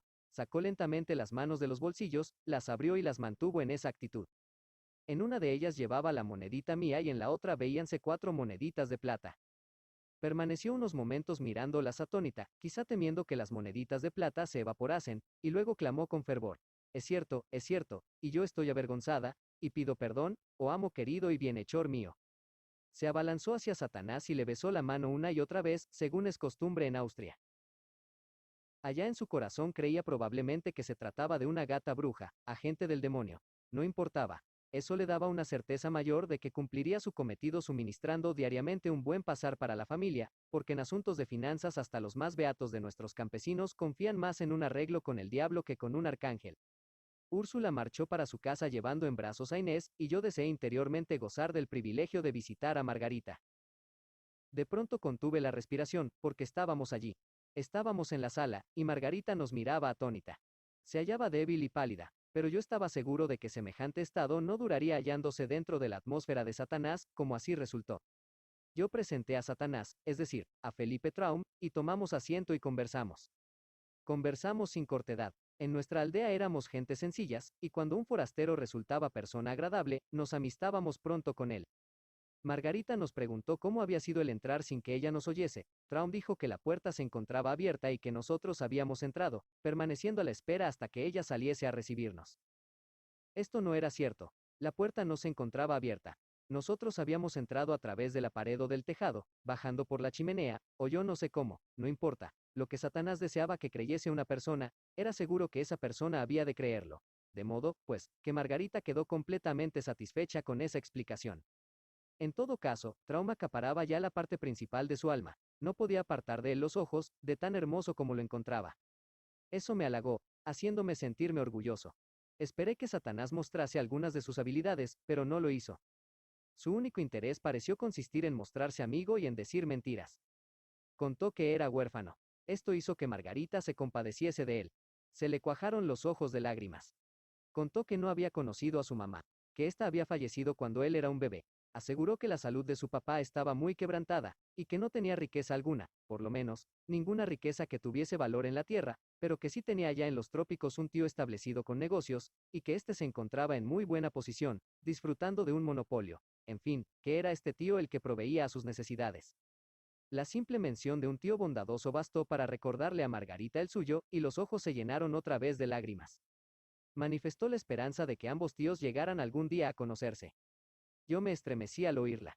Felipe dijo que él también lo esperaba, y eso me dio otro escalofrío. Quizá lleguen a conocerse, dijo Margarita. ¿Viaja mucho el tío de usted? Oh, sí, viaja por todas partes, tiene negocios en todos los lugares. Siguieron charlando de ese modo, y la pobre Margarita se olvidó por lo menos durante un rato de sus pesares. Fue aquella probablemente la única hora alegre y satisfecha de que había gozado últimamente. Vi que Felipe le gustaba, tal como yo sabía de antemano. Cuando él le contó que estaba estudiando para el sacerdocio, pude ver que ella le quería más que nunca. Y cuando él le prometió que conseguiría que la dejaran pasar al interior de la cárcel para ver a su tío, aquello fue el coronamiento de todo. Dijo que entregaría a los guardianes un regalito, y que ella debería ir siempre después de oscurecido y que no debía decir nada, siempre enseñar este papel y pasar adelante, y volver a enseñarlo cuando saliese. Al decirlo, garrapateó en el papel unos signos extraños y se lo entregó a la joven. Esta se mostró agradecidísima, y ya hubiera querido febrilmente que el sol se escondiese, porque antaño, en aquellos tiempos crueles, no se permitía que los presos recibiesen la visita de sus amigos, y en ocasiones permanecían muchos años encerrados sin ver jamás un rostro amistoso. Me pareció que las señales escritas en el papel eran un encantamiento y que los guardianes no sabrían lo que se hacían ni volverían nunca a recordarlo. Y, en efecto, eso fue lo que ocurrió. En ese instante asomó Úrsula a la puerta y dijo: «Señorita, la cena está preparada». Entonces nos vio y se pintó en su cara el temor. Me hizo señal de que me acerquéis a ella. Yo me acerqué, y me preguntó si le habíamos dicho algo acerca de la gata. Le contesté que no, y eso le produjo alivio y me suplicó que nada dijese, porque si la señorita Margarita se enteraba, creería que se trataba de un animal diabólico y mandaría venir a un sacerdote que lo purifiquéis de sus actuales cualidades y entonces ya no produciría utilidad alguna. Le aseguré que nada diría, y ella se quedó satisfecha. Empecé a despedirme de Margarita, pero Satanás me interrumpió y dijo con gran cortesía: Bueno, no recuerdo las palabras exactas, pero en todo caso lo que él hizo fue darse por invitado y darme también a mí por invitado para la cena. Como es natural, Margarita se sintió llena de angustia, porque no tenía razones para suponer que hubiese en casa ni la mitad de los alimentos necesarios para dar de comer a un pájaro enfermo. Úrsula oyó lo que decía y entró directamente en la habitación, muy poco satisfecha. Al principio se quedó asombrada viendo el aspecto de lozanía y el color sonrosado de Margarita, y así lo manifestó. Luego habló en su idioma nativo, que era el de Bohemia, y dijo, según supe después: Señorita, despedidlo, no tenemos bastante comida en casa. Antes que Margarita pudiera hablar, tomó Satanás la palabra y contestó a Úrsula en el idioma de esta, lo que constituyó para ella y para su señorita una sorpresa. Lo que dijo fue: ¿No la vi yo usted hace un rato en la carretera? En efecto, señor. Eso me agrada. Ya veo que usted me ha recordado. Se adelantó hacia ella y le cuchicheó al oído. Ya le dije que es una gata de la buena suerte. No pase usted apuros, ella proveerá. Estas palabras borraron de la pizarra de los sentimientos de Úrsula toda clase de preocupaciones y en sus ojos brilló una alegría profunda de tipo financiero. El valor de la gata aumentaba. Había llegado el momento de que Margarita se diese de alguna manera por enterada de la invitación de Satanás, y lo hizo de la mejor manera, de la manera honrada que era natural en ella. Aseguró que era poco lo que tenía que ofrecer, pero que si queríamos compartirlo con ella, nos daba la bienvenida. Cenamos en la cocina, y Úrsula sirvió a la mesa. Había en la sartén un pescado pequeño, bien frito, moreno y apetitoso. Pudimos ver que Margarita no esperaba disponer de un alimento tan respetable como aquel. Úrsula lo sirvió y Margarita lo repartió entre Satanás y yo, rehusando servirse ella. Empezaba a decir que no le apetecía ese día el pescado, pero no acabó la frase. Y no la acabó porque vio que había aparecido en la sartén otro pescado. Se mostró sorprendida, pero no dijo una palabra. Probablemente pensó preguntar más tarde a Úrsula qué era aquello. Le esperaban otras sorpresas: carne, caza, vinos y frutas, cosas todas que no se habían conocido durante los últimos tiempos en aquella casa, pero Margarita no dejó escapar exclamaciones y llegó incluso a no manifestar sorpresa, lo cual era, desde luego, efecto de la influencia de Satanás. Este hablaba constantemente, atendía a todo e hizo que el tiempo transcurriese de una manera agradable y alegre. Aunque dijo una buena cantidad de mentiras, eso no resultaba malo en él, porque no pasaba de ser un ángel y no sabía cosa mejor. Los ángeles no distinguen el bien del mal, yo lo sabía, porque recordaba lo que él había dicho a ese respecto. Insistió en el lado bueno de Úrsula. Se la elogió a Margarita, de una manera confidencial, pero hablando en voz lo bastante alta para que Úrsula le oyese. Dijo que era una muchacha excelente y que esperaba poder algún día juntarlos a ella y a su propio tío. Úrsula no tardó en empezar a hacer remilgos y a sonreírse bobaliconamente de una manera ridícula, haciéndose la jovenzuela, planchando con la mano su vestido y contoneándose lo mismo que una vieja gallina loca, simulando en todo ese tiempo que no oía lo que Satanás estaba diciendo. Yo me sentí avergonzado, porque de esa manera nos presentaba tal cual Satanás pensaba de nosotros, es decir, que somos una raza idiota y trivial. Satanás dijo que su tío daba muchas fiestas, y que si tuviese una mujer inteligente para presidirlas, duplicaría con ello los atractivos de su casa. Pero el tío de usted es un caballero, ¿no es cierto? Preguntó Margarita. Sí, dijo Satanás sin darle importancia, hay quienes incluso, y por puro cumplido, lo tratan de príncipe, pero él no tiene nada de exclusivista. Para él solo existe el mérito personal, y nada significa el rango. Yo tenía la mano colgando a un lado de mi silla. Se me acercó Inés y me lamió. Esa acción sirvió para revelar un secreto. Sentí impulsos, de decir: todo ha sido un error. Esta es una gata corriente y moliente. Los pelillos de su lengua tienen la punta hacia adentro, no hacia afuera. Pero no me salieron las palabras, porque no podían salirme. Satanás me miró sonriente y yo comprendí. Llegada la noche, Margarita puso alimentos, vino y frutas en un cestillo y corrió a la cárcel, mientras Satanás y yo íbamos camino de casa. Yo iba pensando para mis adentros que me gustaría ver cómo era la cárcel por dentro. Satanás oyó ese pensamiento mío, y un instante después nos encontrábamos dentro de la cárcel. Satanás me dijo que aquella era la cámara de los tormentos. Allí estaba el potro, y allí se veían otros instrumentos de tortura, también colgando de las paredes un par de linternas humeantes, que contribuían a dar al lugar un aspecto tenebroso y terrible. Veíanse allí algunas personas, los verdugos, pero como nadie se fijó en nosotros, comprendí que éramos invisibles. Atado al potro estaba un joven. Satanás dijo que se sospechaba que era un hereje, y los verdugos se preparaban a averiguarlo. Conminaron al hombre a que confesase la verdad de la acusación, y él dijo que no podía hacerlo porque no era verdad. En vista de ello procedieron a meterle pequeñas astillas por debajo de las uñas y lanzó alaridos de dolor. Satanás no dio muestras de turbación, pero yo no pude resistirlo y hubo necesidad de sacarme rápidamente de allí. Estaba débil y mareado, pero el aire fresco me reavivó y caminamos hacia mi casa. Yo dije que aquello era una brutalidad.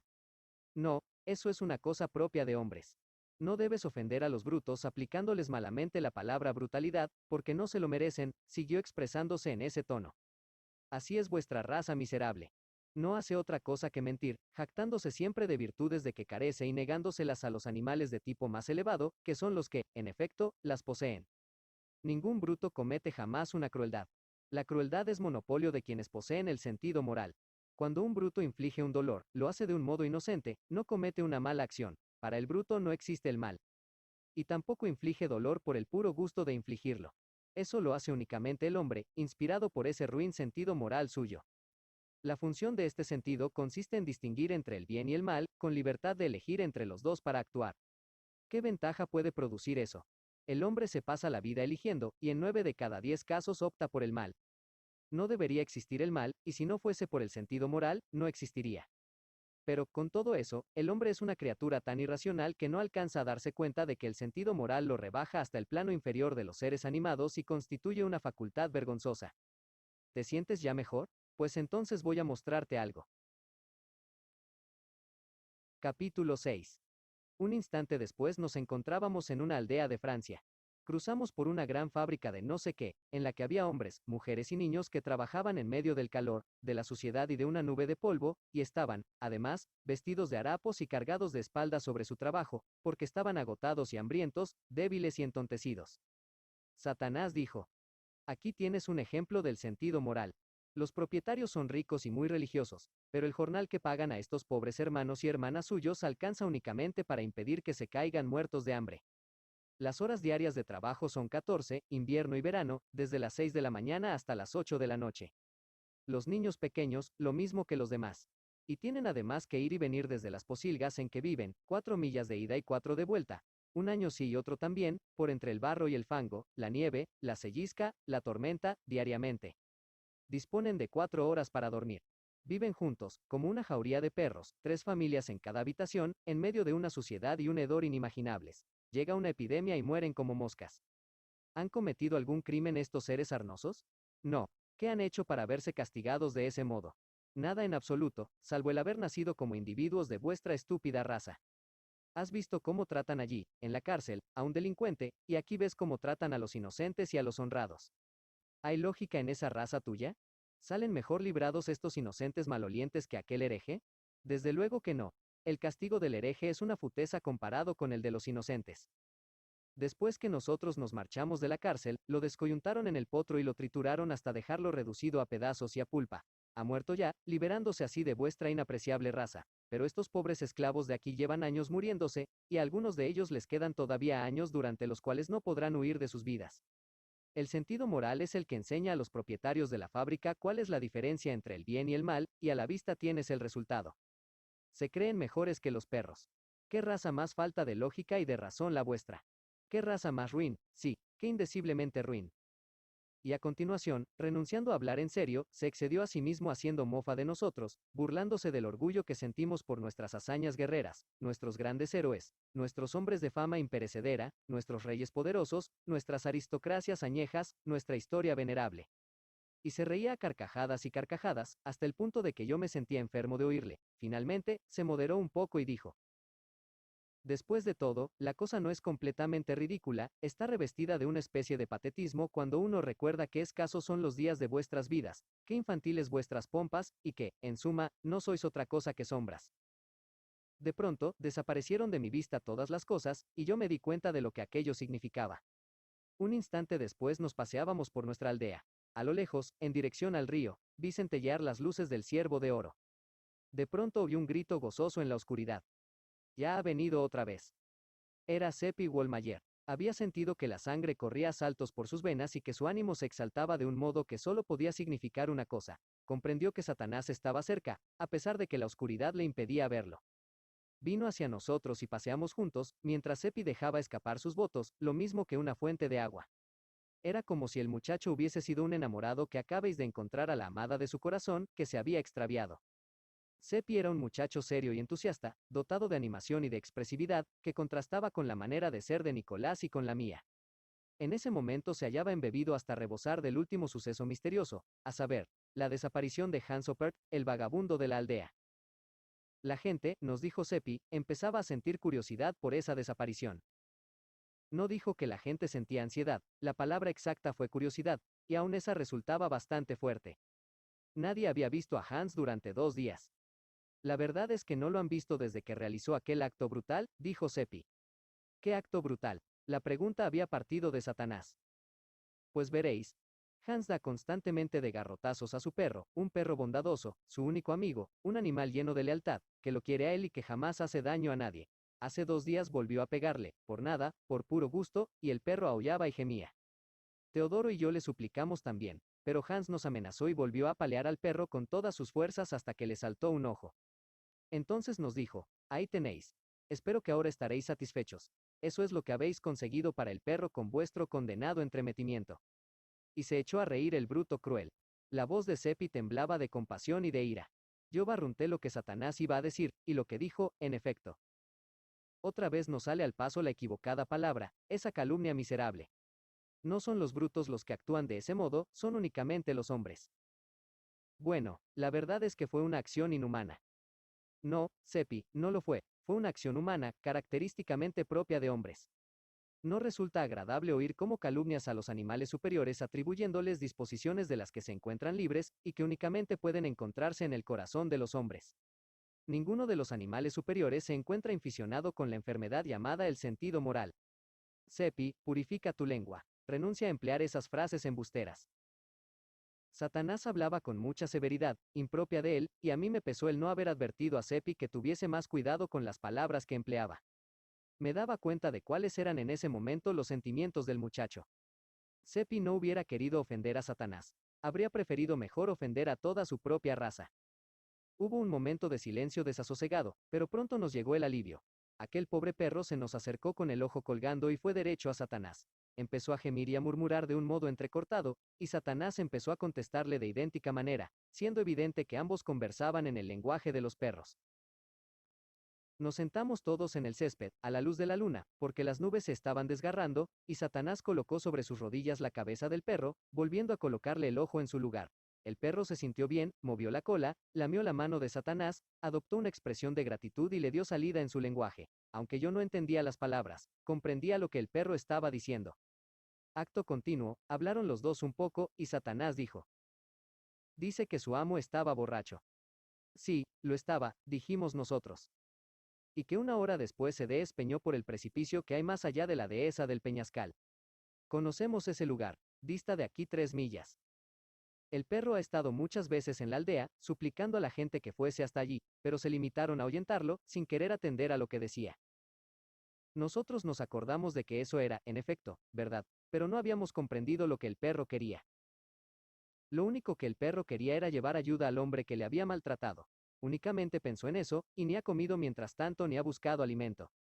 Ha montado la guardia junto a su amo durante 2 noches. ¿Qué pensáis ahora de vuestra raza? Es que está reservado el cielo para ella, mientras que al perro le está prohibida la entrada, según nos enseñan vuestros maestros. ¿Es capaz vuestra raza de añadir nada al catálogo de normas morales y de generosidades de este perro? Satanás habló al perro, y éste saltó lleno de felicidad y de ansiedad, en apariencia esperando órdenes, impaciente por ejecutarlas.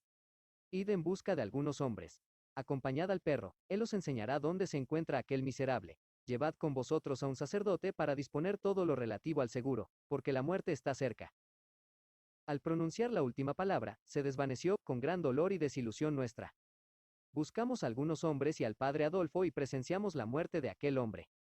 A nadie le importó nada que muriese, salvo al perro. Este dio señales de dolor y de sentimiento, lamió la cara del difunto y no hubo modo de consolarlo. Enterramos el cadáver en el mismo lugar, sin féretro, porque no tenía dinero ni más amigos que el perro.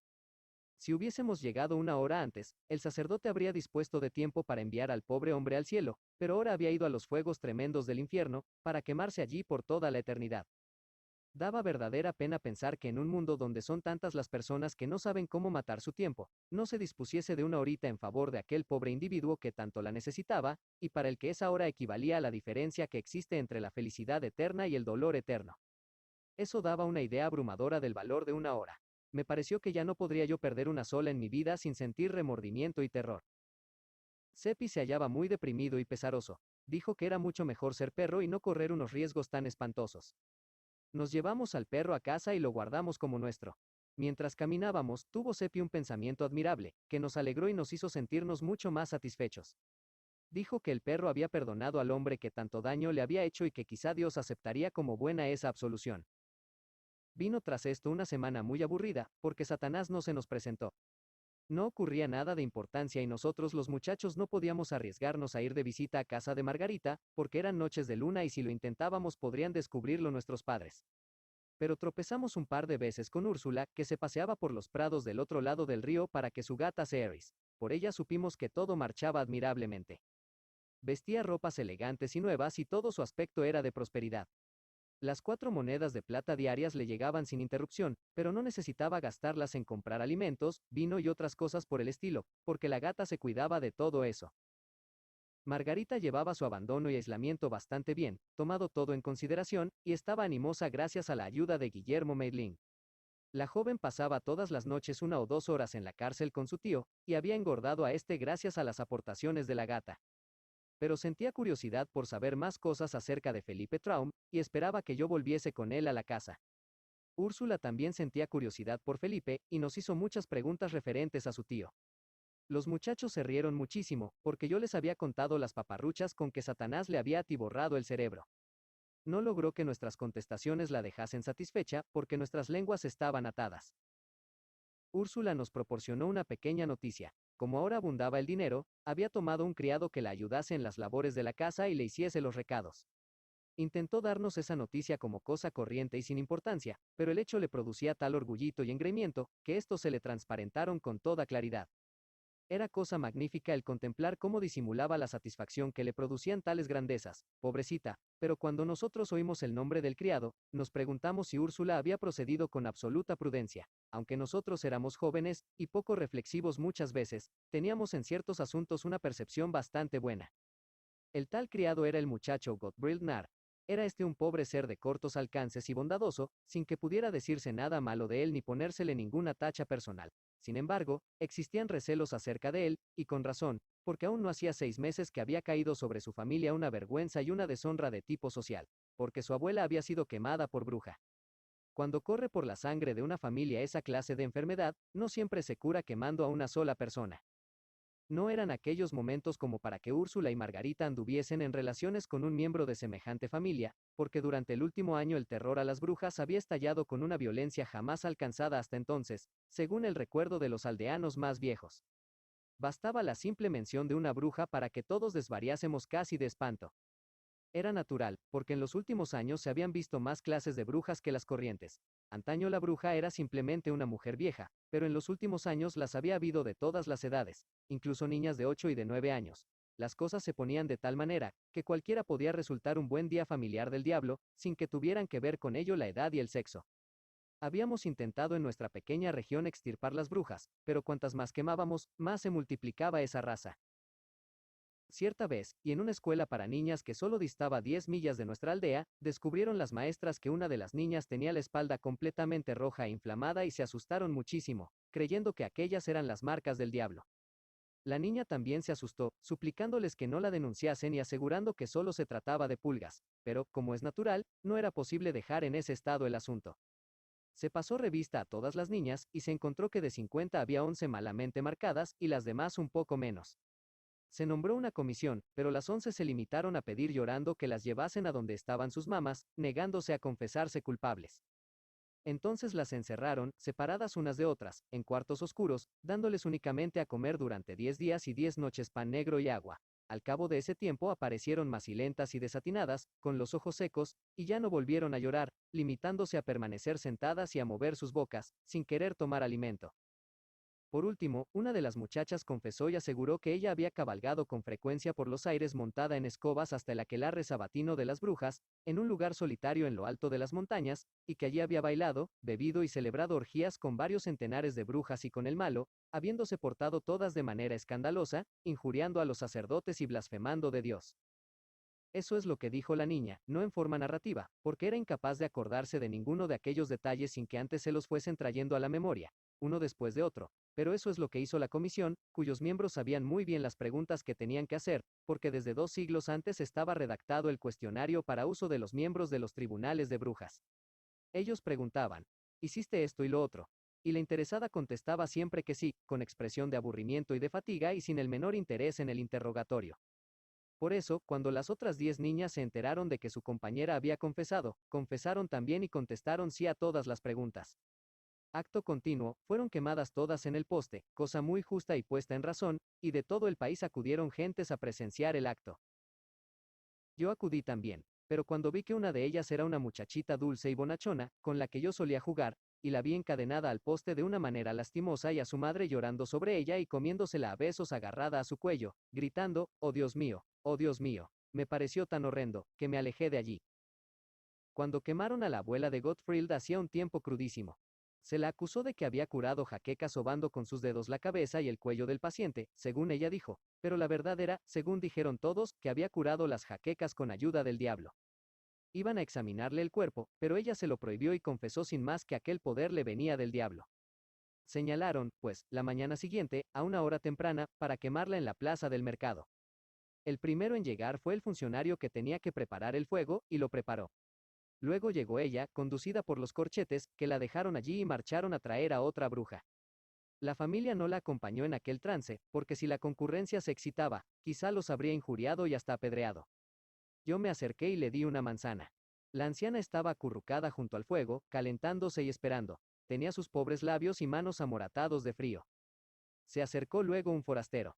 Era un caminante que pasaba por allí. Habló a la vieja con cariño, y viendo que no había cerca nadie más que yo, dijo que la compadecía. Le preguntó si era cierto lo que había confesado, y ella le contestó que no. El hombre se mostró sorprendido y más pesaroso todavía, y preguntó: ¿por qué confesó usted, pues? Soy anciana y muy pobre, dijo, y trabajo para ganarme la vida. No había otro recurso que confesar. Si yo no hubiese confesado, quizá me hubiesen puesto en libertad. Ello habría equivalido para mí a la ruina, porque nadie habría olvidado que yo había sido sospechosa de brujería. Nadie me habría dado ya trabajo, y a cualquier casa que me acerquéis me habrían echado los perros. Antes de poco me moriría de hambre. Es preferible el fuego, el hambre no es rápida. Vosotros dos os habéis mostrado bondadosos conmigo, y os doy las gracias. Se acercó aún más al fuego y extendió sus manos para calentárselas. Los copos de nieve caían con suavidad y lentitud sobre su vieja cabeza blanca, blanqueándosela todavía más. Ya para entonces se estaba congregando la multitud. Alguien arrojó con violencia un huevo, que dio a la vieja en un ojo, se rompió y su contenido le corrió por la cara. Aquello provocó una carcajada. Refería Satanás todo lo relativo a las 11 niñas y a la vieja en cierta ocasión, pero mi relato no le produjo efecto alguno. Se limitó a decir que eran cosas de la raza humana y que ninguna importancia tenía lo que esa raza pudiera hacer. Me dijo además que él había sido testigo presencial, que la raza humana no había sido creada de la arcilla, que había sido formada del barro, por lo menos, una parte de esa raza. Comprendí que se refería al sentido moral. Satanás vio el pensamiento en mi cerebro, y eso le cosquilleó, haciéndole soltar la carcajada. Acto continuo llamó a un buey que estaba pastando, lo acarició y le habló, y luego dijo: ahí tienes. Este no volvería locas de hambre y de espanto y de soledad a unas niñas, para luego quemarlas por haber confesado cosas inventadas para sugerírselas y que jamás habían ocurrido. Tampoco destrozaría los corazones de pobres ancianas inocentes, aterrorizándolas hasta hacerlas perder toda su confianza en los individuos de su propia raza, y tampoco las insultaría en su agonía mortal. Porque este buey no está mancillado con el sentido moral, sino que es como los ángeles, desconoce el mal y nunca lo practica. A pesar de ser tan encantador, Satanás sabía hablar de un modo cruelmente insultante cuando le parecía bien, y hablaba de ese modo siempre que se le llamaba la atención sobre la raza humana. Al oírla mencionar alzaba desdeñoso la nariz y jamás tenía para ella una palabra cariñosa. Pues bien, y como iba diciendo, nosotros los muchachos sentimos dudas de si Úrsula había elegido bien el momento de tomar como criado a un miembro de la familia Nard. Estábamos en lo cierto. Cuando la gente se enteró, se mostró naturalmente indignada. Además, si Margarita y Úrsula no tenían bastante para comer ellas mismas, ¿de dónde procedía el dinero necesario para dar de comer a otra boca? Eso era lo que querían saber, y para averiguarlo dejaron de evitar el trato de Gottfried y comenzaron a buscar su compañía y a conversar amistosamente con él. El muchacho se sintió complacido, porque no receló nada malo ni vio tampoco la trampa que se le tendía, y se expresó con toda inocencia, no mostrando mayor discreción que la de una vaca. ¿Dinero? Dijo. Lo tienen en abundancia. Me pagan 2 moneditas de plata a la semana, además de la manutención. Os aseguro que comen de lo bueno, y que ni el príncipe mismo tiene su mesa mejor provista. Afirmación tan asombrosa fue llevada por el astrólogo al padre Adolfo cierto domingo por la mañana, cuando regresaba a casa después de decir misa. El sacerdote se sintió profundamente afectado, y dijo: será preciso investigar este asunto. Aseguró que en el fondo de aquello existía seguramente brujería, y ordenó a los aldeanos que reanudasen sus relaciones con Margarita y con Úrsula de una manera particular y sin ostentación, pero que abrieran bien los ojos. Les dijo que se guardasen lo que viesen y que no despertasen sospechas entre la gente de la casa. Al principio los aldeanos se mostraron reacios a entrar en un lugar tan terrible, pero el sacerdote les aseguró que mientras estuviesen dentro de la casa gozarían de su protección y no les ocurriría daño alguno, especialmente si llevaban con ellos un poco de agua bendita y tenían a mano sus rosarios y sus cruces. Con esto se sintieron tranquilos y dispuestos a ir. Las personas más bajunas se sintieron incluso acuciadas por la envidia y la maldad para esas visitas. De modo, pues, que la pobre Margarita volvió a gozar de compañía, sintiéndose satisfecha como una gata. Era una mujer como casi todas las demás, es decir, que tenía las condiciones humanas, sintiéndose feliz en los momentos de prosperidad y algo inclinada a hacer un poco gala de los mismos. Se sintió humanamente satisfecha de que la gente la tratase con cariño y de que sus amigas y la aldea toda volviese a dedicarle sus sonrisas, porque quizá el verse abandonada de sus convecinos y dejada en desdeñosa soledad es la cosa más dura de soportar. Se vinieron al suelo las barreras, y todos podíamos ir a casa de Margarita, como en efecto fuimos, los padres y todos, un día tras otro. La gata comenzó a dar de sí cuanto podía. Ella proveía con lo mejor de lo mejor para aquellas visitas, y proveía en abundancia, incluso muchos platos y clases de vino de los que aquella gente no había probado hasta entonces y que ni siquiera conocía de nombre, como no fuese de segunda mano y de la boca de los criados del príncipe. También la vajilla era superior a la corriente.